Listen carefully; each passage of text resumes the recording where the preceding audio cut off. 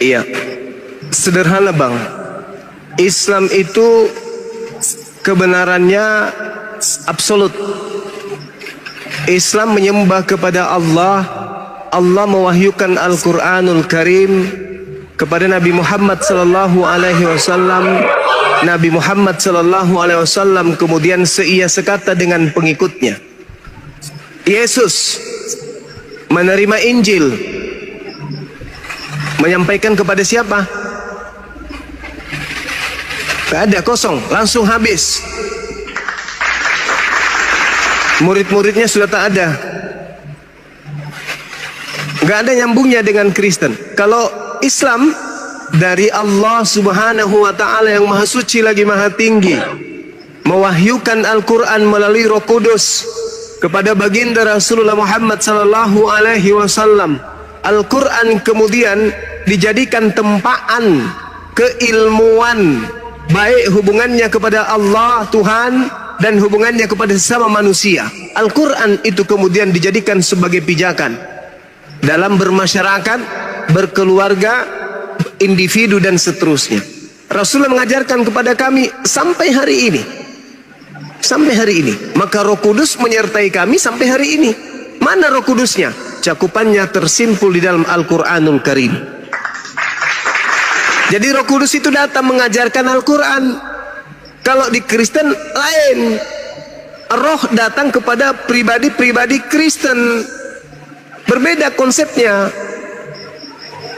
Nah, sedangkan di antara dua manusia mulia ini, yaitu baginda Rasulullah Muhammad sallallahu alaihi wasallam dan Yesus yang datang di tengah-tengah Bani Israel, lahir tanpa ayah, mengajarkan Injil kepada Bani Israel. Dua manusia mulia inilah yang menerima firman dari Tuhan, lalu memberikan firman itu kepada pengikutnya.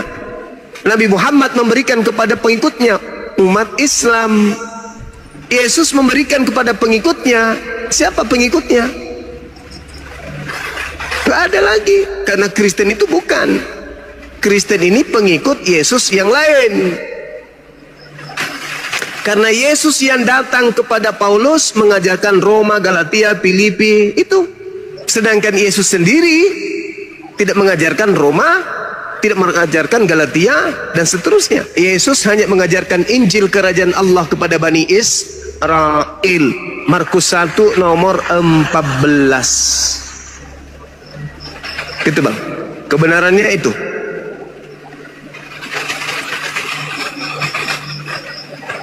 Begini Bang Juma, silakan. Yang saya tanyakan tadi, perbandingan ajaran itu ya, ajaran Kristen itu kan kasih. Apakah ajaran Muslim seperti itu juga? Saudara, di Islam itu bukan kasih lagi, tapi rahmatan lil alamin, rahmat. Kalau di Kristen mengasihi musuh, kalau di Islam rahmat lil alamin, rahmat kepada alam semesta. Rahmat itu bahasa Arab, artinya apa? Kasih sayang. Kasih sayang kepada alam semesta, berarti bukan cuman kepada musuh, tetapi kepada seluruh makhluk yang ada di atas muka bumi ini. Itu kemudian dianjurkan oleh Allah untuk disayangi, dikasihi. Islam rahmatan lil alamin. Sedangkan Kristen menggunakan slogan kasih itu hanya aksesoris, bang. Itu cuman aksesoris. Kenapa saya katakan itu cuman aksesoris? Coba Anda baca di dalam Matius 22. Apa kata Yesus di sana di Matius 22? Ajaran kasih itu tersimpul. Ayat berapa itu? Matius 22 data berapa itu bang? 22, 34 kalau nggak salah. 34. Iya, coba Anda baca. Ketika orang Farisi datang, orang Farisi kemudian mendengarkan Yesus dan telah membuat orang-orang Saduki, lalu kemudian berkumpullah mereka. Lalu ahli Taurat ini bertanya untuk mencoba Yesus, Guru, ya paman, manakah yang terutama dalam hukum Taurat? Manakah yang terutama dalam hukum Taurat? Dari situ aja sudah ketahuan kan? Ini membahas tentang hukum Taurat. Sedangkan di Kristen tak ada lagi hukum Taurat. Manakah yang lebih utama dari hukum Taurat? Jawab Yesus kepada mereka, kasihilah Tuhan Elohimmu dengan segenap hatimu, dengan segenap jiwamu, dengan segenap akal budimu. Itulah hukum yang terutama dan yang pertama. Hukum yang kedua yang sama dengan itu adalah kasihi sesamamu manusia seperti dirimu sendiri. Pada kedua hukum inilah tergantung seluruh hukum Taurat dan kitab para nabi. Saya ulang, pada dua hukum inilah, kasih kepada Tuhan, kasih kepada seluruh manusia, tergantung hukum Taurat. Tuh, jadi kasih itu tergantung di Taurat. Sedangkan Paulus berkata dalam Efesus 2 nomor 15, dengan matinya Yesus di atas tiang salib, Yesus telah membatalkan hukum Taurat beserta segala ketetapan dan ketentuan serta perintah yang ada di dalamnya. Dengan kata lain, Yesus menurut Paulus telah membatalkan hukum kasih. Jadi 2 ayat berapa tadi? Matius 22 nomor 34. Efesus 2. Efesus 2 nomor 15. Nomor 15. Ya, dengan matinya Yesus, dia telah membatalkan hukum Taurat beserta segala ketetapan, ketentuan yang ada di dalamnya. Semua ketetapan yang ada dalam hukum Taurat dibatalkan. Dengan kata lain, ajaran kasih yang ada dalam hukum Taurat itu dibatalkan. Gitu bang.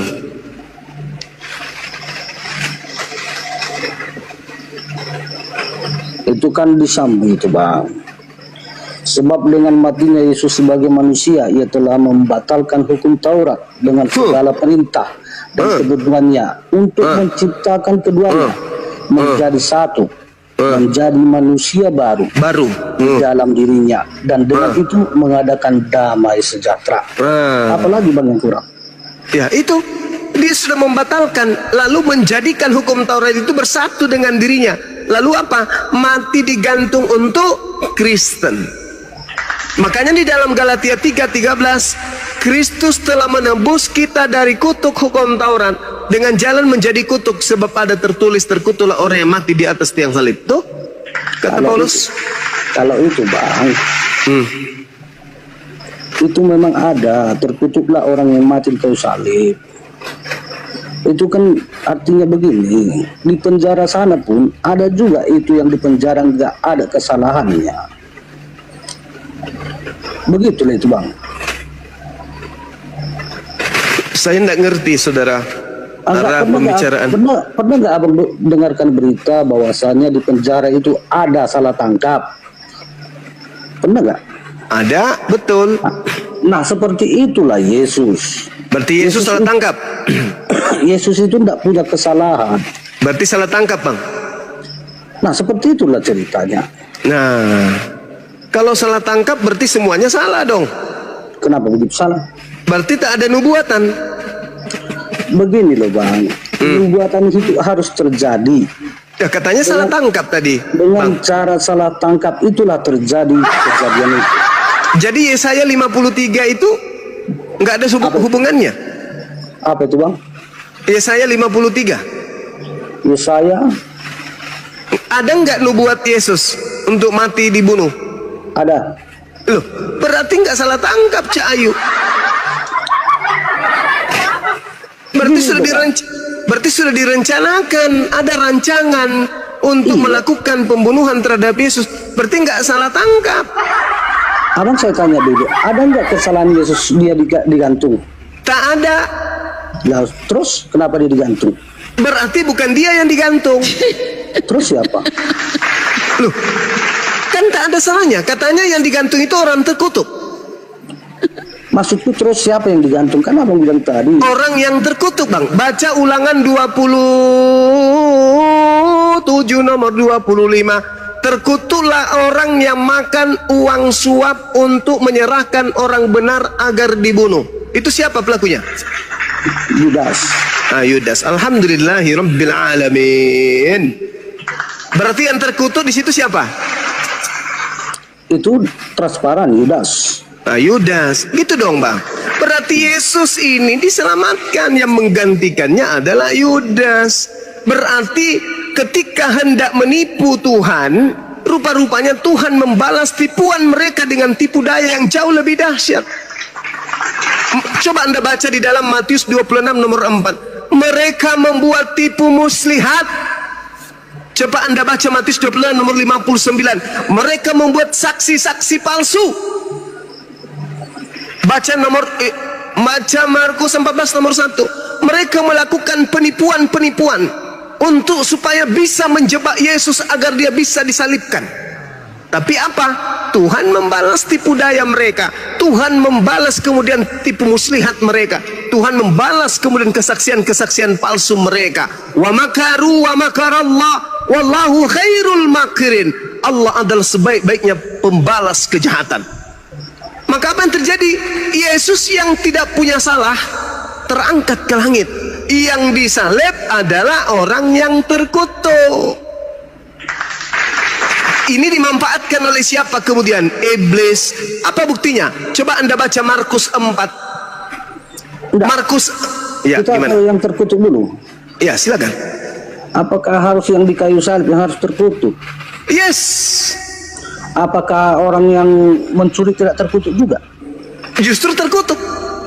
Apakah orang yang sedang selingkuh tidak terkutuk juga? Terkutuk juga. Nah, bukan hanya yang orang di kayu salib Bang yang terkutuk. Makanya abang bilang, dengar dulu. Makanya abang bilang tadi, Yesus itu disalib, yang digantungkan orang yang terkutuk, yaitu Yudas. Yang kitab tidak ada disalib Yudas. Loh, lalu yang terkutuk siapa, Bang? Yang terkutuk sesuai dengan perbuatannya, yang menjual Yesus terkutuk. Alasannya karena menjual Yesus. Ya, siapa yang terkutuk di atas tiang salib itu? Orang yang jahat itu, Bang. Nah, bagus, berarti dia bukan Yesus. Syukran, thank you. Anda pintar. Sekarang begini. Sudah saya katakan tadi, Yesus itu disalib itu karena alasannya salah tangkap lah, karena tidak ada kesalahan yang fatal, yang valid. Sedikit pun tidak punya kesalahan Yesus. Kenapa dia disalib? Saudara, ingat tidak? Ketika kemudian Yesus mengatakan kepada Petrus, "Enyahlah engkau iblis. Engkau memikirkan apa yang dipikirkan manusia, engkau tidak memikirkan apa yang dipikirkan Tuhan." Betul? Ingat? Nah, sekarang pikiran Tuhan adalah Yesus ini mau diselamatkan atau Yesus ini mau dibinasakan. Itu pikiran Tuhan. Pikiran Tuhannya Yesus mau dibinasakan atau Yesus ini mau diselamatkan. Sekarang Bang gini, rancang itu tidak akan melesat. Yesus itu disalib bukan karena apa-apa, Bang. Yesus itu disalib itu sudah karena perjalanan Yesus. Loh, berarti yang mana ini yang benar? Yesus ini orang terkutuk kah? Kalau dia bukan orang terkutuk, berarti bukan dia yang disalib. Mana yang betul? Dudukkan dulu Yesus ini. Dia Yesus. Dengar dulu, Bang. Ada, udah saya katakan tadi, ada enggak orang yang dipenjara? Ada, Bang, ada. Dan kalau itu terjadi kepada Yesus, itu gimana? Orang ada salah tangkap. Ada orang salah tangkap. Ya, berarti pengadilan salah. Gimana? Oke, kejaksaan salah, berkas-berkas salah, keputusan salah, yang memutuskan dan menerima kemudian laporan-laporan penyidik dan seterusnya salah, semua salah. Kalau Anda mengatakan Yesus salah tangkap, berarti Kristen salah iman. Karena imannya Kristen, Yesus datang nebus dosa. Ternyata Yesus salah tangkap, Bang. Mana dong?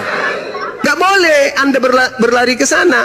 Yang Anda harus jadikan acuan adalah ucapan Yesus.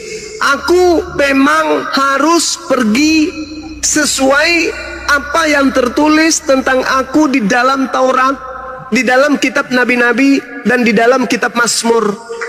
Aku memang harus pergi sesuai dengan apa yang tertulis tentang aku di dalam kitab Taurat, kitab nabi-nabi, dan kitab Mazmur. Kata siapa?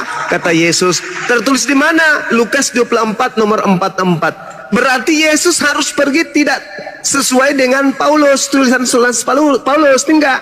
Tapi harus pergi sesuai dengan apa yang ada di Amsal, apa yang ada di Mazmur, apa yang ada di dalam kitab Taurat.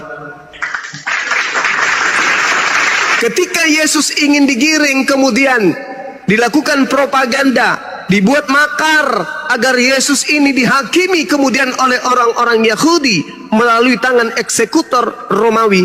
Tuhan sudah berpikir lebih dulu. Amsal 11 sesuai dengan perkataan Yesus, aku memang harus pergi sesuai dengan apa yang tertulis tentang aku di dalam kitab Amsal. Apa dikatakan Amsal 11 nomor 6? Orang yang jujur dilepaskan oleh kebenarannya, tetapi pengkhianat tertangkap oleh hawa nafsunya. Pengharapan orang pengkhianat gagal dan kematian, dari kematiannya, dan harapan orang jahat menjadi sia-sia. Orang benar diselamatkan dari kesukaran, lalu lalu orang fasik mengganti. Kok dusta, Bang? Ini dalil.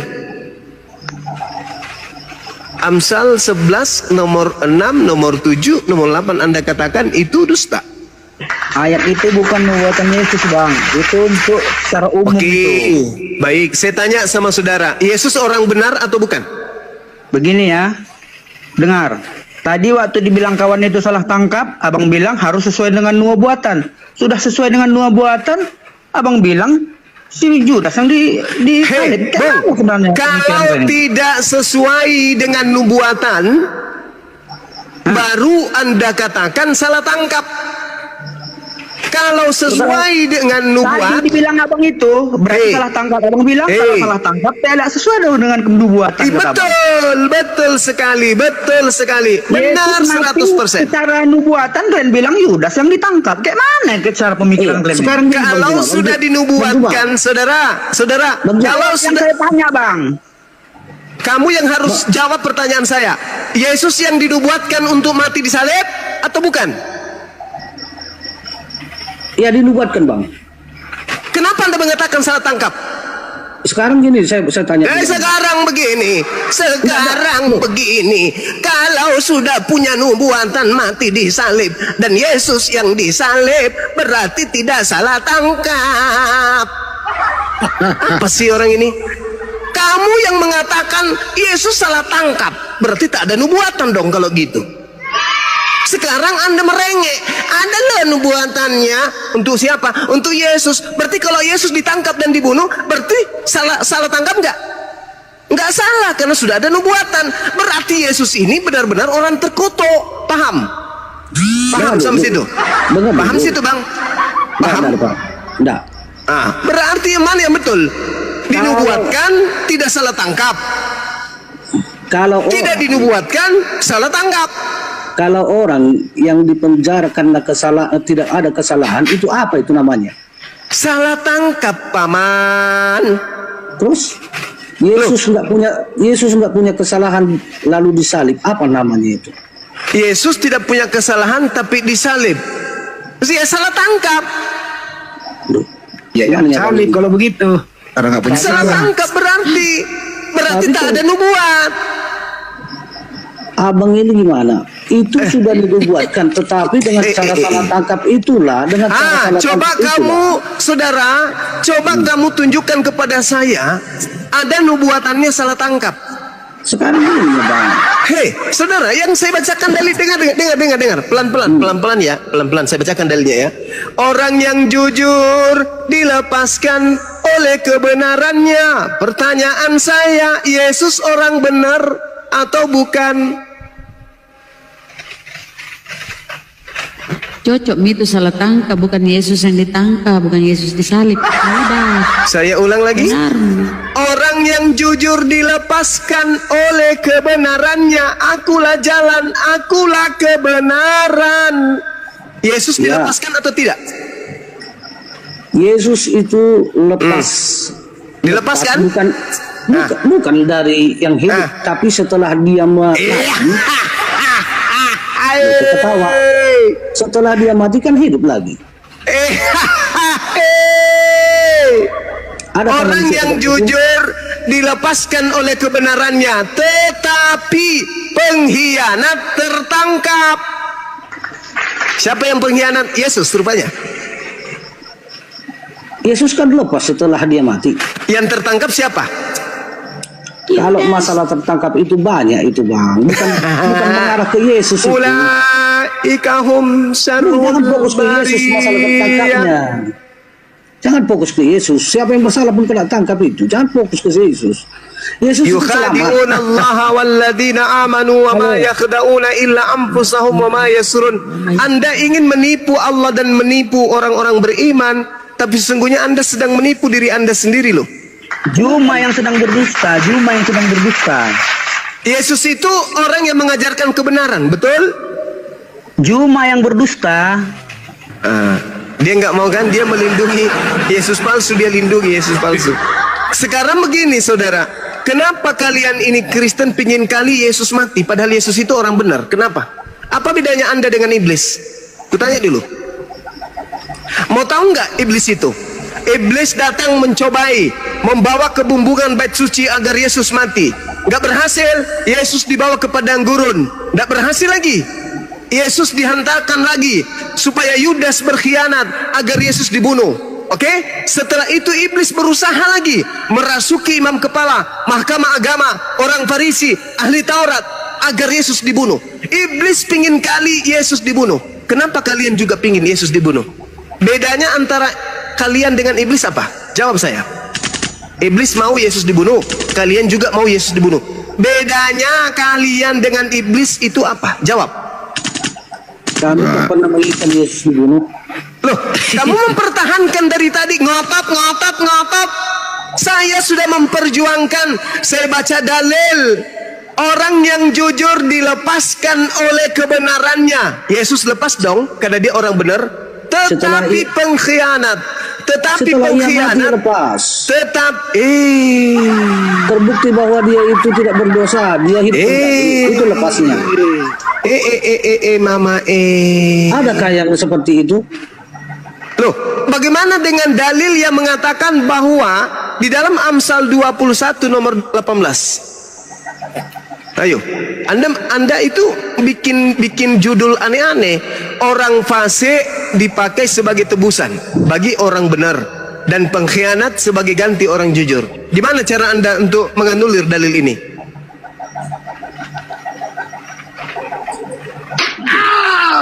Oke, debat. Ayo. Bukan jual Alkitab. Lupa bawa Alkitab. Yesus berkata, aku memang harus pergi sesuai dengan apa yang tertulis tentang aku di kitab Amsal. Amsal 21:18, orang fasik, Paulus itu apa? Si Yudas itu fasik. Orang fasik dipakai sebagai tebusan bagi orang benar. Yesus orang benar. Nggak ada Yesus ngomong gitu, Juma. Kau dusta aja. Apa? Dusta aja kerjamu. Nggak ada bilang Yesus. Aku akan terjadi nubuatanku seperti di kitab Amsal. Nggak ada Yesus ngomong gitu. Kau dusta aja kerjamu. Kalau ada gimana? Nggak ada itu, nggak ada. Kalau ada kucakar mulutmu, boleh? Itu Juma. Kutanya dulu samamu. Kalau ada tertulis boleh aku cakar mulutmu? Ini gak sopan ini Juma ini. Lah kamu yang tidak sopan. Kau bilang saya pembohong barusan. Kau bilang saya nipu-nipu barusan. Kau yang tidak sopan. Saya di sini sebagai penginjil, haram hukumnya menyampaikan sesuatu yang tidak ada datanya. Paham kau? Saya bukan penyesat. Saya menghantarkan kau kepada kebenaran. Yesus berkata di dalam Lukas 24 nomor 44, inilah perkataanku yang telah kukatakan kepadamu ketika aku masih bersama-sama dengan kamu, yakni bahwa harus digenapi semua yang ada tertulis tentang aku di dalam kitab Taurat Musa, kitab Nabi-Nabi, dan kitab Mazmur. Tuh tertulis. Mau dicakar mukamu? Mau? Mau? Mau kucakar mukamu? Mau? Jangan kau katakan saya penyesat, pembohong, pendusta. Enggak. Aku berbicara sebagai penginjil. Saya gunakan dalil-dalil karena saya tidak menemukan lagi Injilnya Yesus kecuali hasil penulisan wartawan yang tidak diketahui siapa dia.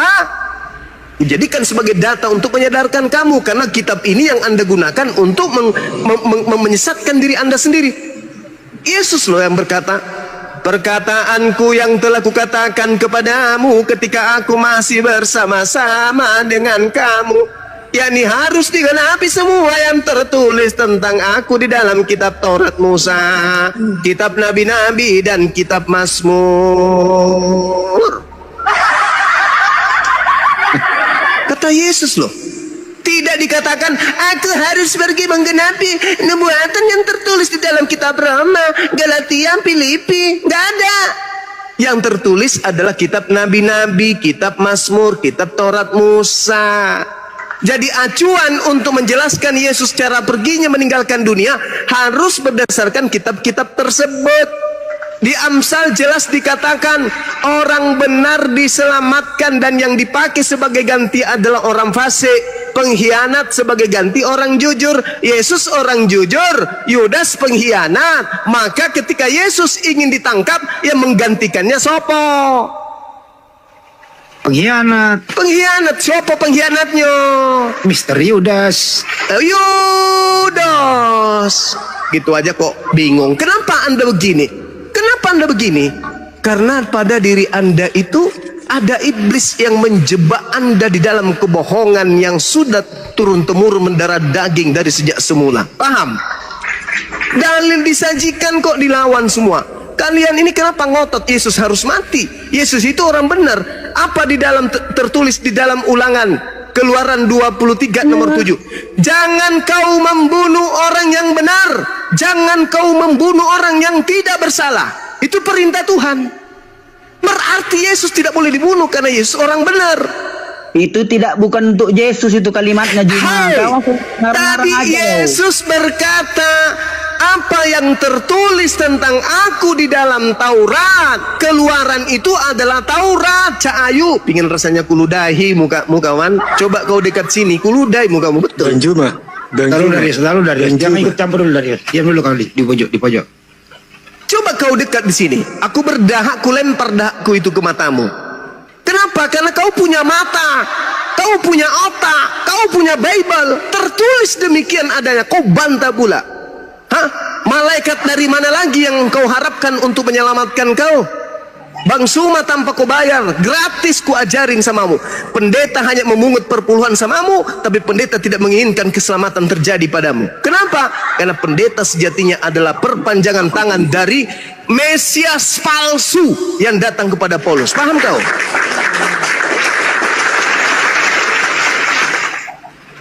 Keluaran mengatakan jangan kau membunuh orang yang tidak bersalah. Yesus ada salah enggak? Ada dong. Enggak ada. Yesus itu manusia suci loh. Berarti enggak boleh dibunuh Yesus itu. Ketika orang-orang Yahudi berupaya karena iri dengki cemburu kepada kehebatan Yesus, mereka berkongkol untuk membunuh Yesus. Mereka melakukan tipu muslihat sampai di dalam Matius 27 nomor 18. Apa kata Pilatus? Orang-orang ini bersekongkol menyerahkan Yesus karena dengki. Mereka dengki, ingin menyerahkan Yesus. Apakah Tuhan pencipta langit dan bumi yang telah mengutusnya membiarkan orang dengki membunuh orang yang disucinya, orang yang disukainya? Gak mungkin. Apa yang terjadi? Yaitu tadi Amsal 21:18, pengkhianat yang menggantikan dia. Kalian disesatkan oleh Mesias palsu itu dengan memanfaatkan penyaliban. Coba Anda lihat di dalam Markus 4. Boleh dibuka Markus 4 Bang Handi atau Bunda Rahma? Nomor Di data nomor 4, nomor 5, nomor 6, nomor 7, nomor 7, nomor 8, nomor 14. Sorry. Bukan ini, bukan Markus, tapi Lukas 4 coba. Satu perikop, Bang. Kalau saya tidak salah, ada tertulis Perikopnya itu percobaannya, perikopnya percobaan di padang gurun. Betul, Bang Handi minta tolong dibacakan, Bang. Dibacakan kemudian dari data 4. Jawab Yesus kepadanya, ada tertulis, manusia hidup bukan dari roti saja. Kemudian ia membawa Yesus ke suatu tempat yang tinggi. Iblis ini ya? Iya. Dan dalam sekejap mata ia memperlihatkan kepadanya semua kerajaan dunia. Kata iblis. Segala kuasa serta kemuliaan akan kuberikan kepadamu, sebab semua itu telah diserahkan kepada aku. Dan memberikannya kepada siapa yang aku kehendaki. Jikalau engkau menyembah aku, seluruhnya itu akan menjadi milik. Yesus berkata, ada tertulis, engkau harus menyembah kepada siapa? Kepada Tuhan Allah yang ada di langit, dan hanya kepada Dia saja engkau berbakti. Terus? Kemudian ia membawa Yesus ke Yerusalem dan menempatkan dia di bumbungan bait Allah, lalu berkata kepadanya, jika engkau anak Allah, jatuhkan dirimu ke bawah. Terus? Sebab ada tertulis mengenai engkau, ia akan memerintahkan malaikat-malaikatnya untuk melindungi engkau, dilindungi. Dan mereka akan terus menantang engkau di atas tangannya supaya kakimu jangan terangkut kepada batu. Yesus menjawabnya, ada firman, jangan engkau mencobai Tuhan Allahmu. Sesudah endingnya nomor 13. Sesudah iblis mengakhiri semua pencobaan itu, iblisnya mundur dari Yesus dan apa, Bang Hadi? Menunggu waktu yang baik. Menunggu waktu yang baik. Iblisnya mundur. Wah, ternyata Yesus susah untuk dicobai. Yesus ini susah untuk dikelabui. Yesus susah untuk dikibulin. Mundur iblisnya sambil apa? Menunggu waktu yang tepat. Kapan waktu yang tepat itu? Ketika orang-orang Yahudi tidak suka kepada Yesus, itu dijadikan oleh iblis sebagai ajang yang bermanfaat dan baik untuk kesempatan itu. Apa yang terjadi? Dia merasuki Yudas. Ketika huru hara terjadi antara orang Yahudi, orang Farisi, Anda boleh baca di dalam Yohanes 11 nomor 45 sampai nomor 57. Baca di situ. Baca baik-baik. Iblisnya kemudian datang ikut campur. Ketika orang Farisi, orang Yahudi sekongkol ingin membunuh Yesus, kemudian Yesus lari bersembunyi di Efraim. Kemudian iblis merasuki Yudas agar Yudas menyampaikan kepada orang-orang Yahudi, tempat orang Roma, tempat persembunyian daripada gurunya. Iblis masuk ke dalam Yudas. Apa tujuannya iblis masuk ke Yudas? Agar Yesus disalibkan.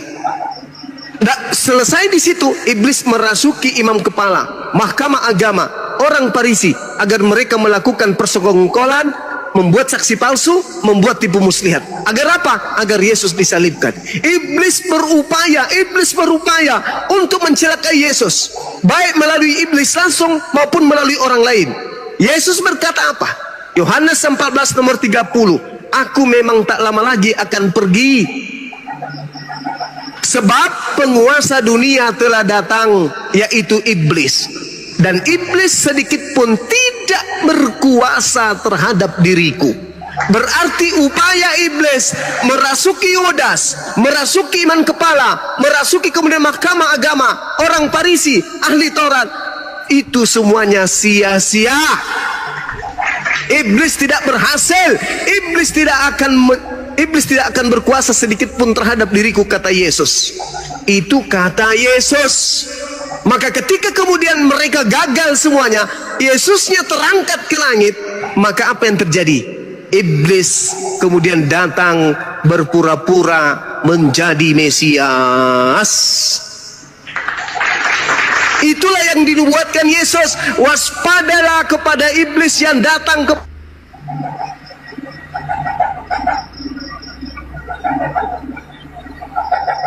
Ya, Mute. suaranya hilang. Nggak ada Bunda. suara. Cek, suaranya hilang. Apa kena lipat Bunda ini? Ya, di tab-tab layar teman-teman, Yesus. terusin sampai 1K.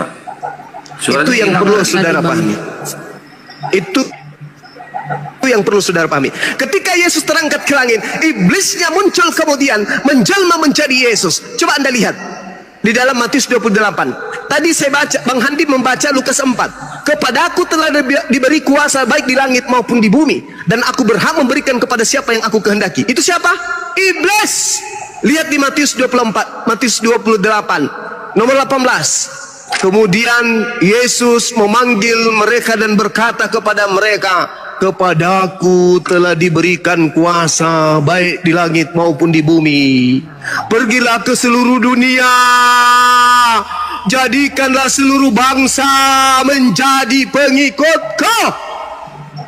Itu siapa? Itu siapa? Hei, itu siapa? Iblis. Iblis laknatullah alaih. Na'udzubillah summa na'udzubillah. Kita berlindung kepada godaan iblis yang datang menggoda melalui saudara-saudara Kristen.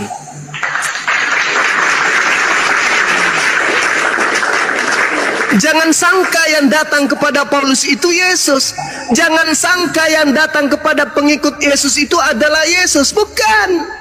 Sesuai dengan pengakuan Yesus, waspadalah kepada penyesat yang datang kepadamu dengan memakai namaku, memakai nama Yesus, dan berkata akulah Yesus, dan berkata dia adalah Mesias. Dia akan menyesatkan banyak manusia. Matius 24 nomor 4 nomor 5. Aku berkata kepadamu, aku diutus hanya kepada domba-domba yang hilang dari umat Israel. Tiba-tiba berubah. Pergilah ke seluruh dunia, beritakanlah, ajaklah, jadikanlah seluruh bangsa menjadi muridku. Padahal itu bukan Yesus yang asli. Yesus yang asli mengatakan, aku hanya diutus kepada domba yang hilang dari umat Israel. Yesus palsunya, pergilah kepada seluruh bangsa, jadikanlah seluruh bangsa menjadi muridku. Itu bukan Yesus asli. Itulah Yesus palsu yang dinubuatkan oleh Yesus asli. Makanya endingnya di mana? Camkan baik-baik saudaraku, Acoy dan Ersitorus dan juga Darius. Camkan pernyataan saya. Makanya endingnya di mana? Matius 7 nomor 22-23. Pada hari terakhir nanti, Kristen-Kristen akan memanggil aku Tuhan. Bukankah kami bernubuat, mengusir setan, bermujizat pakai namamu juga? Apa kata Yesus? Pada saat itulah aku akan berterus terang kepada Kristen, enyahlah daripadaku, kalian semua adalah pembuat kejahatan. Aku tidak mengenal kalian.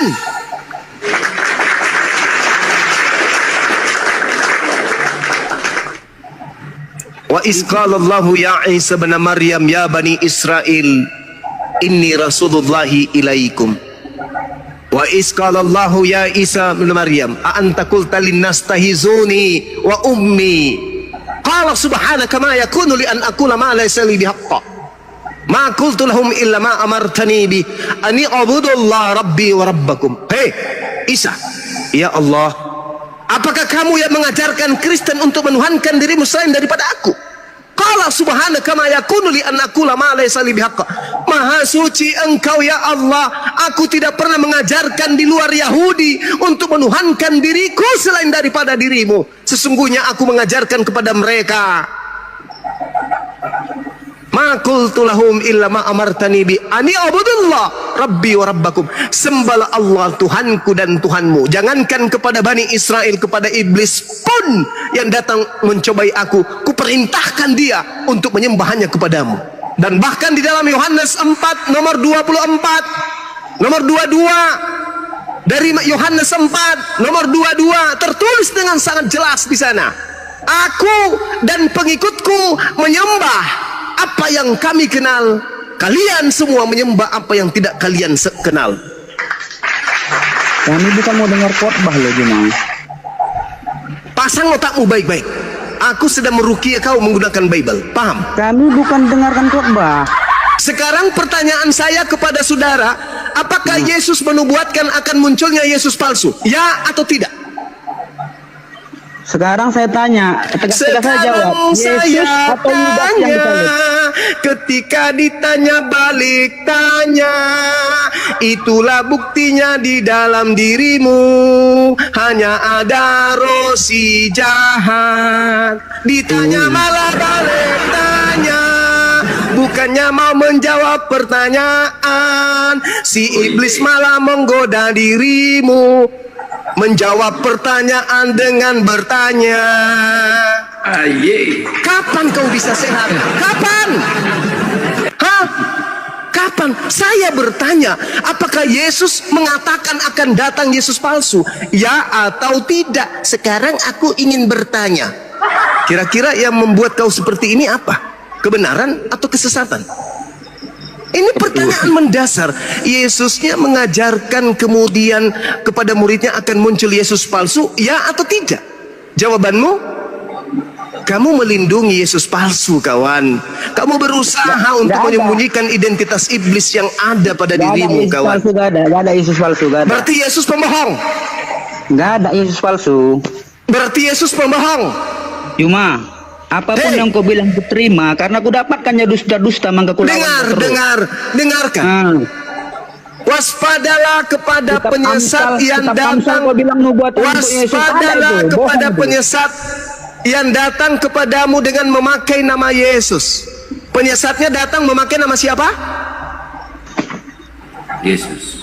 Tegas aja kau ucapkan, Yesus atau Yudas yang disalib. Itu aja, coba. Pasti aja. Allahu Akbar, Masya Allah. Udah. Yang disalib itu Yudas berdasarkan Bible. Yang bangkit naik ke surga itu Yudas. Yang bangkit keluar dari kubur itu iblis. Itu kan pendapatmu. Loh, kata Yesus loh. Hah? Kata Yesus. Yang bangkit naik ke surga itu siapa itu? Yudas. Itu tidak melalui kebangkitan dia. Yesus langsung terangkat. Yang keluar dari gua kubur, yang dilihat orang terangkat naik ke surga itu siapa? Yudas. yang naik ke langit itu Yesus. Hah? Yang naik ke langit itu Yesus. Loh, kalau dia Yang keluar dari kubur,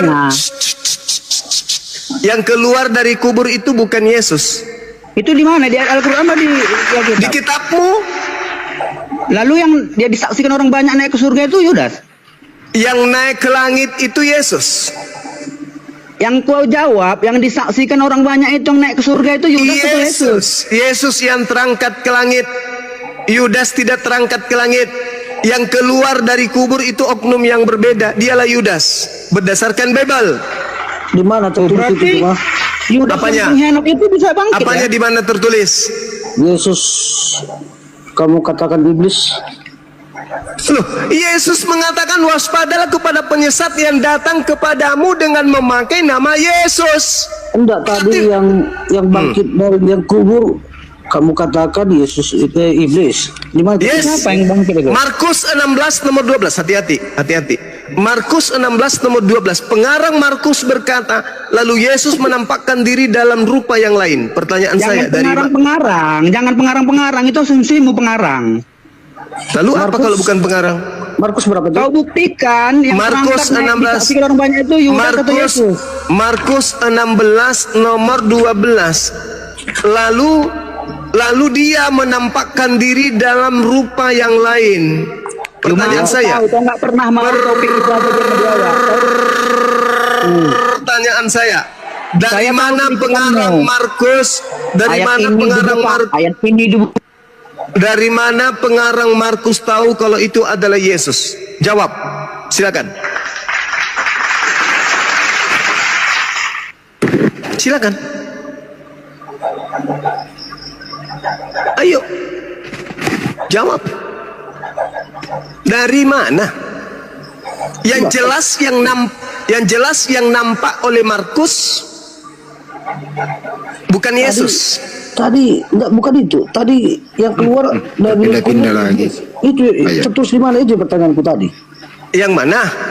Tadi pertanyaan bukan yang keluar dari liang kubur itu, yang bangkit dari liang kubur itu iblis. Cuma Ya. bilang, di mana Yes. tertulis itu pertanyaanku? Pertanyaannya bahwa iblis, coba Anda lihat kemudian tanda Yunus, Matius 12. Apa kata Yesus? Angkatan jahat ini minta satu tanda, dan tidak akan diberikan satu tanda kepada angkatan jahat melainkan 3 hari 3 malam di perut bumi. Berarti hari ketiga keluar dari perut bumi. Itu tanda untuk siapa? Jawab. Jawab. Kenapa fokus ke iblis? Lah, keluar dari kubur itu adalah angkatan jahat.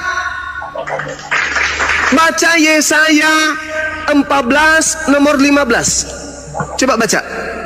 Bacakan saya ingin dengar. Bacakan saya, Bang. Bacakan saya.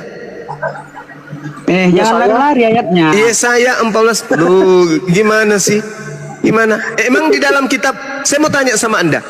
Di dalam kitab saudara ini bertalian enggak antara kitab perjanjian lama, perjanjian baru? Bertalian enggak? Begini, kemangka ketahuan dustamu. Kalian bilang yang ditangkap dan dikubur Yudas. Ini udah kau bilang yang keluar iblis. Itu siapanya? Yudas atau iblis yang dikubur ini? Hei, yang keluar dari kubur itu bukan Yudas. Ngapain Yudas keluar dari kubur? Untuk apa? Yang keluar iblis lah. Sementara yang diserupakan Yudas, kalian bilang kayak mana tipu-tipu ini? Pada saat penyaliban Cak Ayu. Iya. Yudas Setelah dia turun dari kubur, yang keluar dari kubur itu adalah iblis. Yesaya 14:15 sebaliknya, ke dalam dunia orang mati engkau diturunkan, ke tempat yang paling dalam di liang kubur engkau dimasukkan. Siapa itu? Lucifer kan?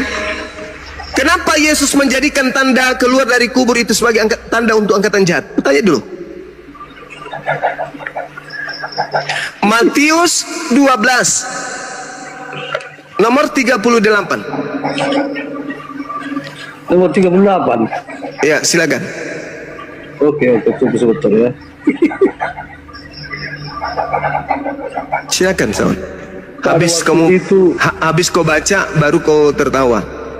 Pada waktu itu berkatalah beberapa ahli Taurat dan orang Farisi kepada Yesus, "Guru, kami ingin melihat suatu tanda daripadamu." Tetapi jawab Yesus kepada mereka, "Angkatan yang jahat dan tidak setia ini menurut suatu tanda." Menuntut, bukan menurut. Baca yang betul. Menuntut suatu tanda.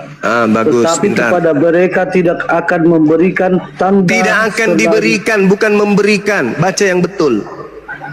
Tidak akan diberikan tanda selain tanda Nabi Yunus. Sebab seperti Yunus tinggal di dalam perut ikan 3 hari 3 malam. Demikian juga bumi 3 hari 3 malam. Pada waktu penghakiman, orang-orang Niniwe, demikian juga anak manusia akan tinggal di dalam rahim bumi.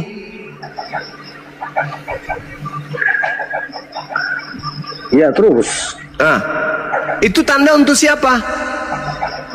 Lanjutlah, cuma jangan separuh dulu. 3 hari 3 malam. Saya tanya, itu tanda untuk siapa? Yesus. Tanda untuk siapa? Yesus. Ini perkataan itu Yesus. Yang tadi minta tanda siapa? Angkatan yang jahat. Angkatan jahat. Kalau sudah 3 hari di dalam perut bumi ngapain?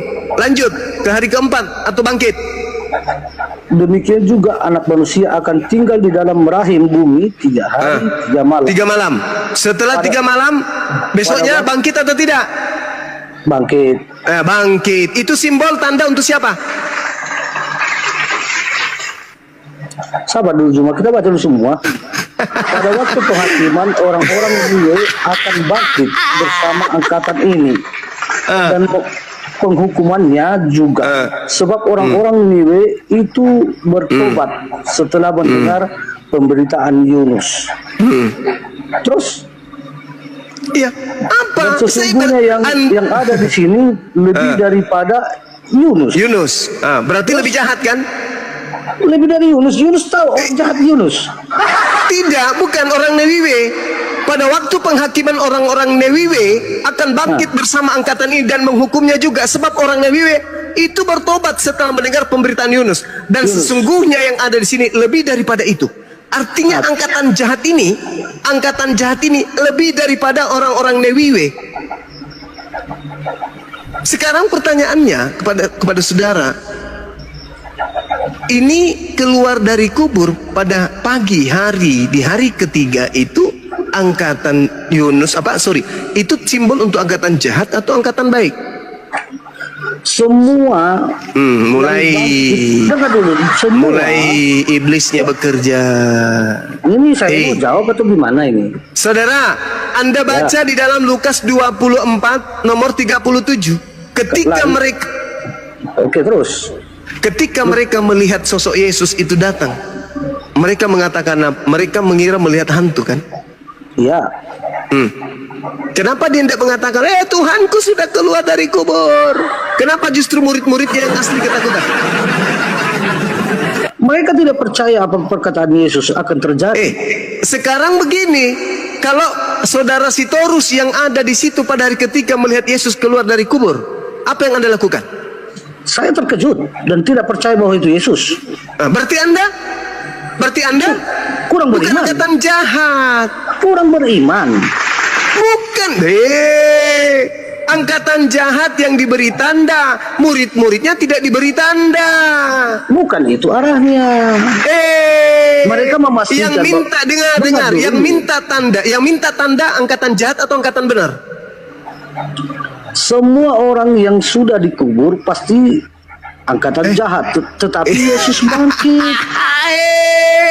Maksudnya bukan begitu, Cak Ayu. Alamak. Orang-orang jahat ini datang, orang Farisi termasuk Paulus ini datang kemudian. Guru, ya paman, kami ingin minta satu tanda dong darimu sebagai tanda kehebatanmu. Angkatan jahat ini tidak akan diberikan satu tanda kecuali tanda Yunus, sebab Yunus 3 hari 3 malam dalam perut ikan, demikian juga anak manusia akan berada dalam perut bumi 3 hari 3 malam. Berarti hari ketiga lanjut nggak dia keempat? Enggak kan? Nggak ada lanjut, dia bangkit. Berarti bangkit. Nah, ini tanda untuk siapa? Yesus. Nah, itu kan ini gimana saudara ini? Yang minta tanda kok Yesus? Yang minta tanda di situ angkatan jahat. Maka diberilah tanda angkatan jahat ini. Apa itu? Bangkit pada hari ketiga. Anda percaya ada Tuhan keluar dari goa kubur? Anda angkatan jahat, Cak Ayu. Makanya enyahlah daripada aku, kalian semua adalah pembuat kejahat. Ketika makhluk ini keluar, makhluk ini, apakah berhenti menyesatkan? Tidak. Pergilah kepada seluruh bangsa, jadikanlah seluruh bangsa menjadi muridku. Tuh aksinya tuh. Dirasukinya Paulus, dirasukinya Ananias, dirasukinya Markus, dirasukinya Matius, dirasukinya semua pengarang wahyu juga dimasuki. Dirasuki semuanya. Lahirlah agama Kristen. Anda membantah saya, membantah dalil. Anda menolak saya, menolak Yesus. Anda kemudian ingkar terhadap penyampaian saya, berarti Anda kemudian ingin kekal di neraka. Dah, kewajiban saya sudah selesai. Saya tidak menghina, saya tidak menghujat, saya hanya membaca data. Anda mau percaya, silakan. Anda tidak percaya, berarti Anda termasuk orang yang unik, punya kitab tapi tidak dipercaya. Demikian sahabat-sahabat, saya ingin minum kopi dulu. Silakan. Silakan sahabat yang lain diambil alih, saya mau bikin masaku dulu, saya pusing. Masaku campur kombantrin. Lanjut. Masaku campur kombantrin. Sehat.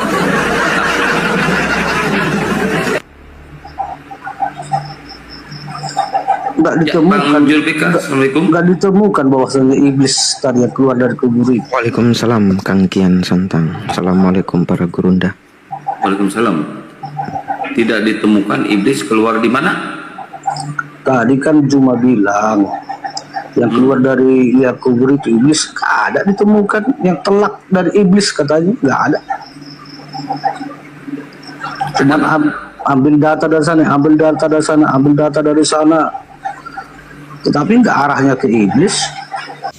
Masya Allah, sangat luar biasa pemaparan dari kedua belah pihak, sehingga membuat dialog ini semakin lebih menarik. Sahabat beriman yang dimuliakan Allah, tetaplah di channel ini, karena dialog ini belum selesai, dan masih banyak lagi hal-hal menarik yang akan kita dengarkan bersama. Selamat mendengarkan. Ersitorus, Paulus pernah mengatakan bahwa dia sudah dipilih sejak dari kandungan ibunya. Nah, di dalam Mazmur menuliskan dan mengatakan bahwa penyesat-penyesat itu berasal dari kandungan-kandungan ibunya. Nah, itu dia. Nah, itu yang pertama, Ersitorus. Ya, Dan yang kedua begini. Di dalam Kisah Para Rasul, Paulus mengaku pernah bertemu dengan Yesus, sementara yang dia temui hanyalah seberkas cahaya. Dan cahaya itu berkata, "Akulah Yesus yang telah engkau aniaya." Kalau teman-teman Kristen ingin memperkuat ayat itu, pertanyaan yang simpel dari saya, di mana Paulus pernah menganiaya Yesus secara fisik?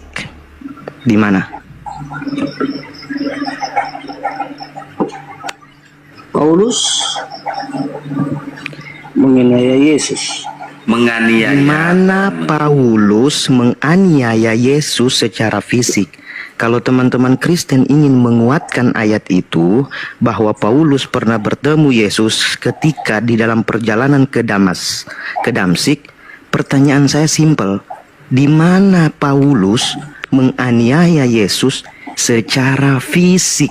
Yang dikatakan di situ, "Akulah Yesus yang telah engkau aniaya." Pertanyaan saya, di mana Paulus menganiaya Yesus? Silakan.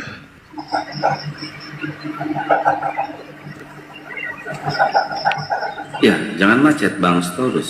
Mungkin penganiayaan secara rohani mungkin ya.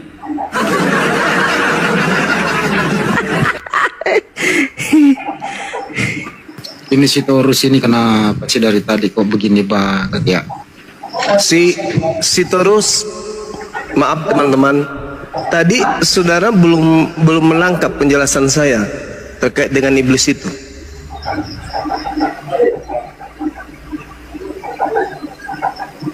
Belum.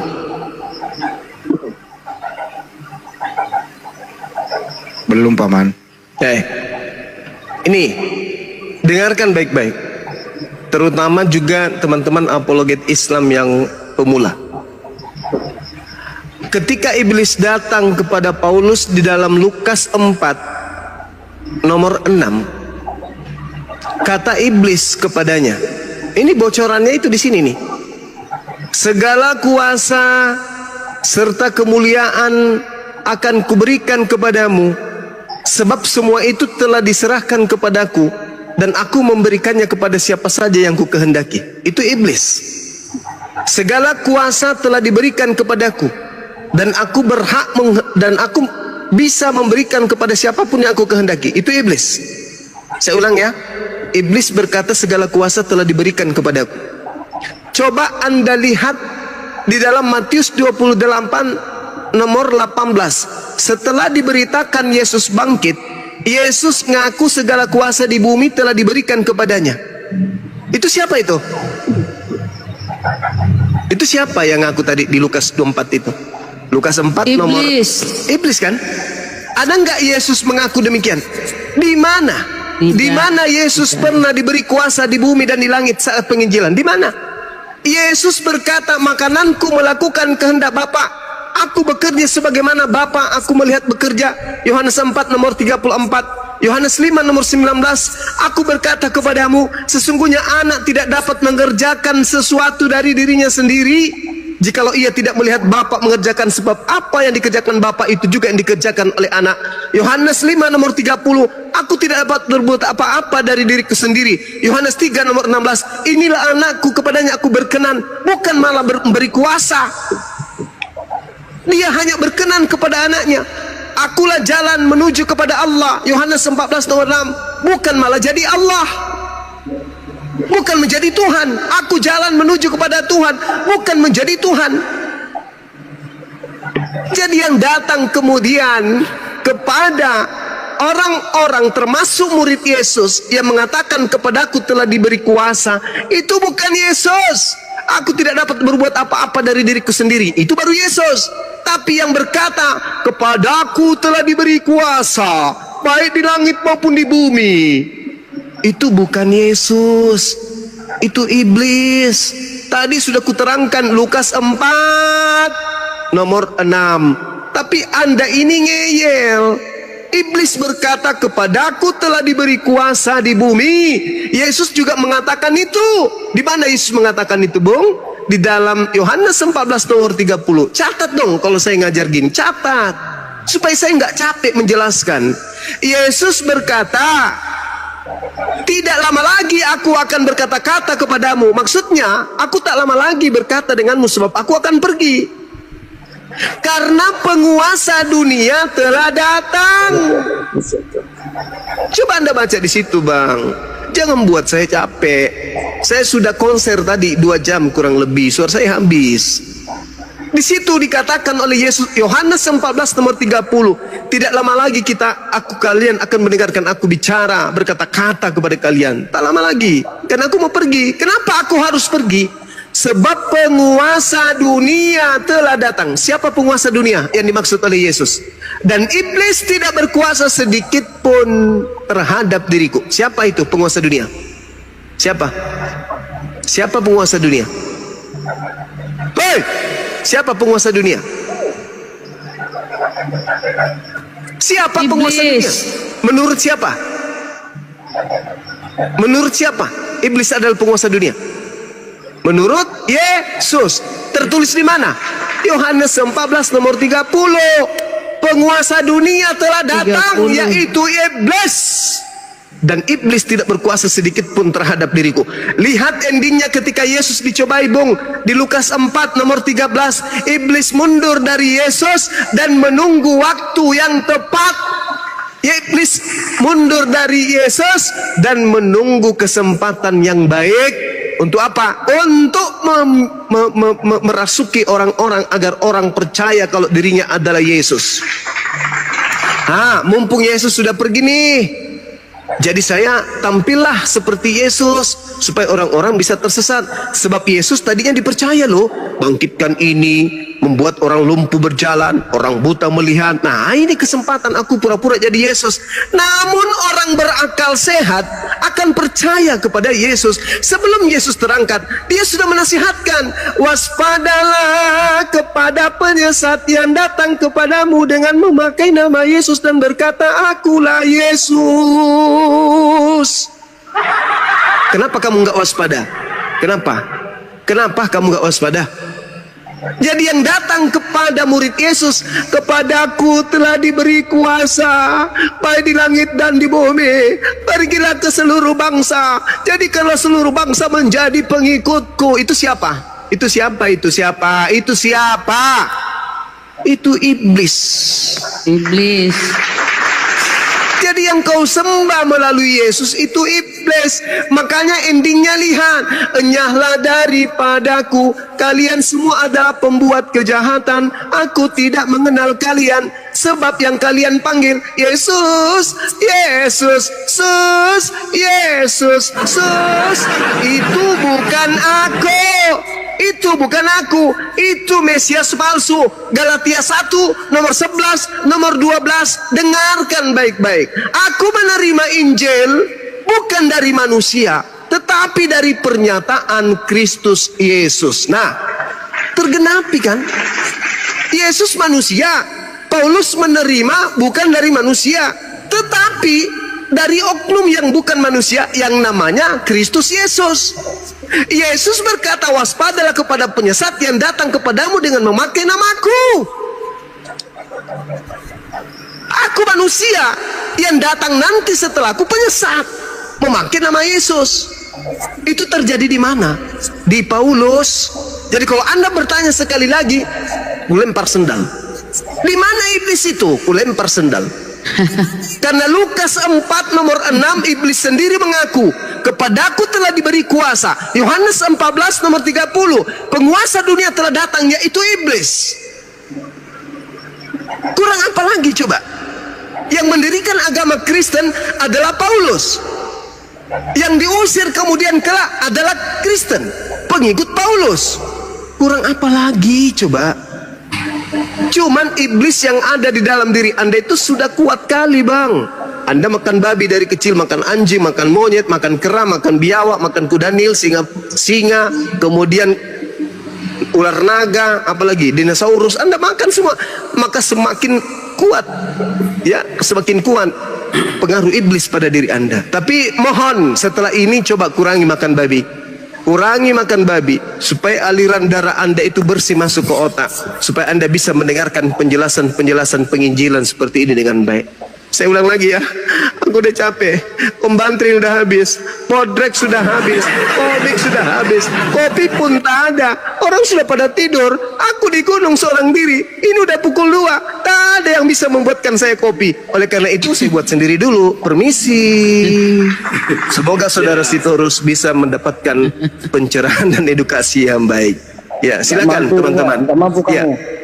Oke, nggak apa-apa, nggak masalah. Itu bukti bahwa iblis yang ada dalam diri Anda itu sangat kuat. Oke, thank you. Itu bahasa iblis semua. Nggak masalah, Bang, nggak masalah. Iblis Saya tahu kalau iblis saudara sudah Sitorus, merasukimu. saya tahu kalau saudara Sitorus itu sebenarnya menyadari kebenaran apa yang saya sampaikan. Hanya karena iblislah yang menuntun Anda untuk menolak kebenaran itu. Ingat, saya membaca Bible. Saya membaca Bible. Ingat, Bung, ya, saya tidak membaca Quran, saya baca Bible. Sekarang, iya, neraka juga butuh penghuni. Jadi saya tidak membutuhkan juga Anda harus sadar hari ini juga. Tapi ingat, renungkan keselamatan Anda. Iblis butuh teman di neraka. Demikian, udah. Sip babami, diam. Alhamdulillahirrabbilalamin. Demikianlah dialog antar lintas agama yang sangat menarik. Semoga kita bisa mengambil ilmu, hikmah, dan manfaat dari dialog tersebut. Sahabat beriman yang dirahmati Allah, terima kasih banyak sudah mengikuti channel ini. Doa dan harapan saya semoga sahabat semua selalu diberikan kesehatan, dimudahkan segala urusannya, dan dilancarkan rezekinya. Amin ya rabbal alamin. Demikian yang dapat saya bagikan, kurang lebihnya mohon maaf. Sampai bertemu lagi di video berikutnya. Wabillahi taufiq wal hidayah, waridha wal inayah. Wassalamualaikum warahmatullahi wabarakatuh. Setelah kita mendengarkan bersama dialog ilmiah antar lintas agama, sekarang mari kita lanjutkan aktivitas kita masing-masing. Semoga kita semua bisa mengambil ilmu, hikmah, dan manfaat dari dialog tersebut. Buat sahabat semua, saya ucapkan terima kasih banyak, selamat beraktivitas, dan sukses selalu. Tetap jaga persatuan. Sampai bertemu lagi di video berikutnya. Wassalamualaikum warahmatullahi wabarakatuh.